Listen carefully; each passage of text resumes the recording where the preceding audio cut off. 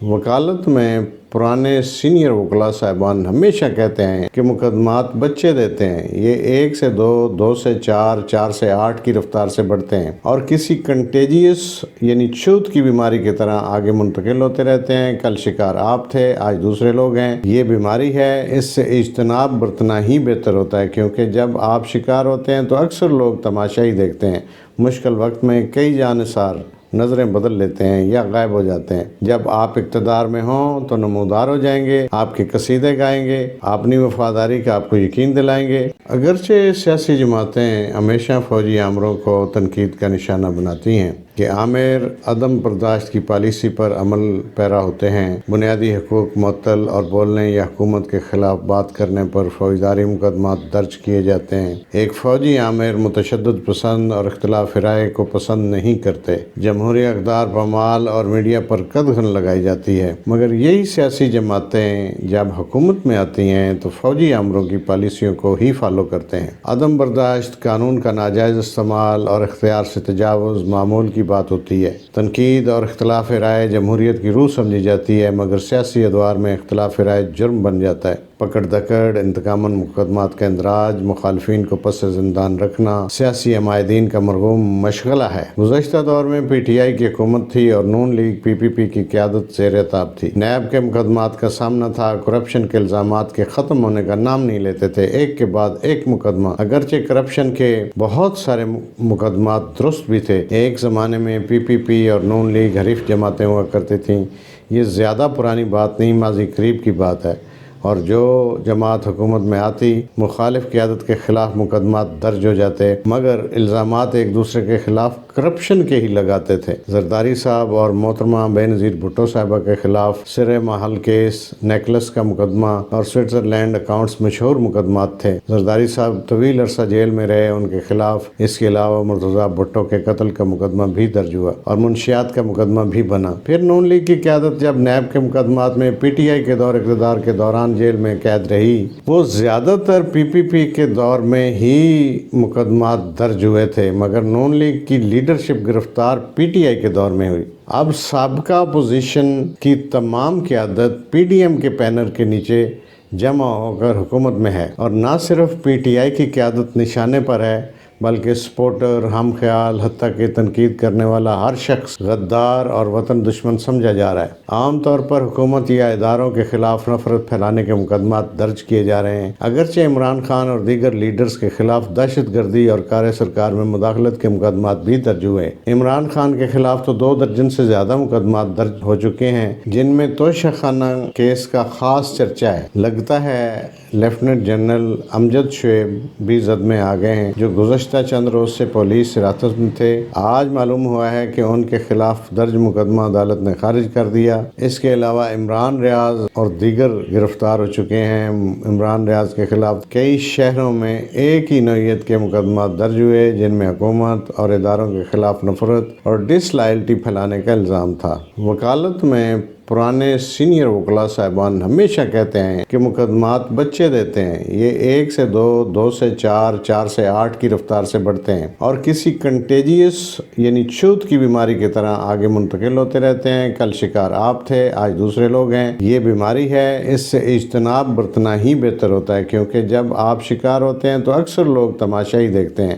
مشکل وقت میں کئی جانثار نظریں بدل لیتے ہیں یا غائب ہو جاتے ہیں۔ جب آپ اقتدار میں ہوں تو نمودار ہو جائیں گے، آپ کے قصیدے گائیں گے، اپنی وفاداری کا آپ کو یقین دلائیں گے۔ موجودہ حکومت کو یہ بالکل نہیں بھولنا چاہیے کہ 2008 کے بعد اتنے مشکل معاشی حالات کسی دور حکومت میں نہیں تھے جتنے اب ہیں۔ ہر دور حکومت میں عوام مشکل میں رہی، لوڈ شیڈنگ، مہنگائی، بے روزگاری، کرپشن، روپے کی قدر میں کمی اور امن و امان کی صورتحال کا سامنا رہا، لیکن اس دور حکومت میں عوام جتنی تکلیف میں ہے 75 سالوں میں کبھی بھی نہیں تھی۔ عام آدمی فاقوں کا شکار ہے۔ آئے دن خبریں آتی ہیں کہ غریب بچوں سمیت خودکشیاں کر گیا، مگر اقتدار کے ساؤنڈ پروف ایوانوں میں بلکتی عوام کی سسکیاں سنائی نہیں دیتی۔ لیڈر عوام کے کندھے پر پاؤں رکھ کر اقتدار کی سیڑھیاں جب چڑھ لیتا ہے تو وہ کندھا بھول جاتا ہے۔ اقتدار کا نشہ بہت ظالم نشہ ہے۔ بھٹو سے لے کر عمران خان تک و ما بعد ہر لیڈر اس کا شکار ہوا۔ یہ یہ سب بھول گئے کہ یہ عارضی قیام ہے، اس کو یعنی اقتدار کو کبھی بھی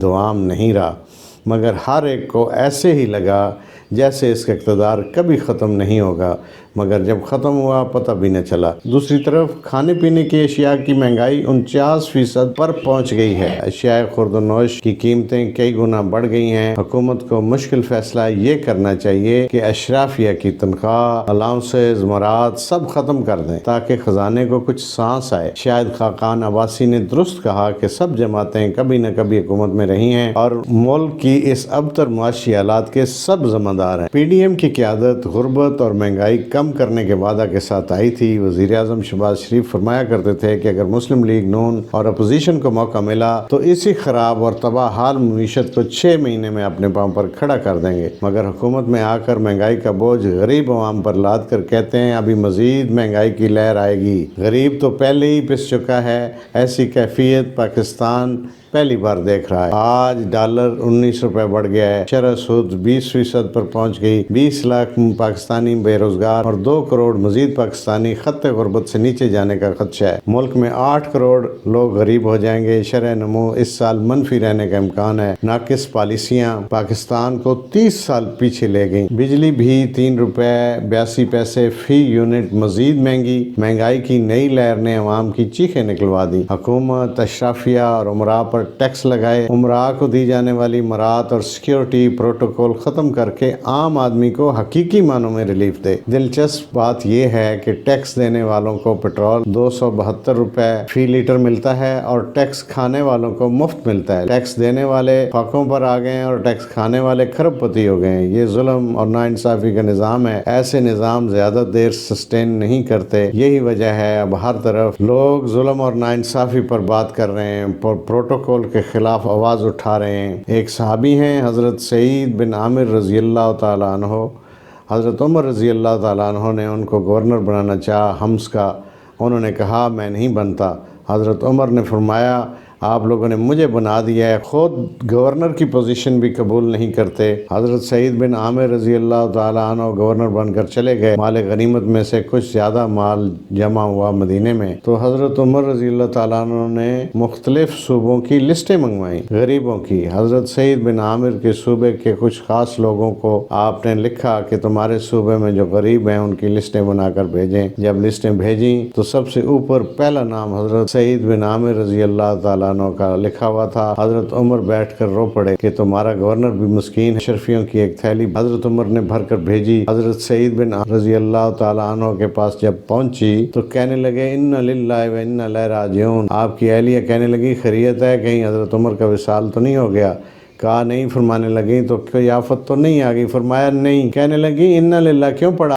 دیکھ میرے پاس دنیا آ گئی ہے، میں نے تو اس سے جان چھڑائی تھی، یہ میرے پیچھے آتی ہے۔ حضرت سعید بن عامر نے سارا مال وہیں اللہ کی راہ میں خیرات کر دیا۔ مگر ہمارے ہاں تو عہدے مسندیں حاصل ہی اس لیے کی جاتی ہیں تاکہ مال بنایا جا سکے۔ اب وقت آ گیا ہے کہ عدلیہ اپنا کردار ادا کرے۔ ملک کی موجودہ بدترین معاشی حالات کے تناظر میں جج صاحبان اور چیف جسٹس صاحب پر یہ ذمہ داری عائد ہوتی ہے کہ اپنی مراد، پروٹوکول اور ریٹائرڈ جج صاحبان کی پینشن 10 سے 15 لاکھ روپے ماہانہ پر نظر ثانی کریں۔ اور ایک ملک جو ڈیفالٹ کے دہانے پر کھڑا ہے اپنے جج صاحبان سے توقع رکھتا ہے کہ وہ نہ صرف اپنی تنخواہ، مراد، پروٹوکول اور پینشن میں کمی کریں گے بلکہ دوسرے اداروں اور محکموں کے افسروں اور اشرافیہ کی غریب قوم کے پیسے پر عیاشیوں پر بھی قدغن لگائیں گے۔ بہت شکریہ، اپنا خیال رکھیے، اللہ حافظ۔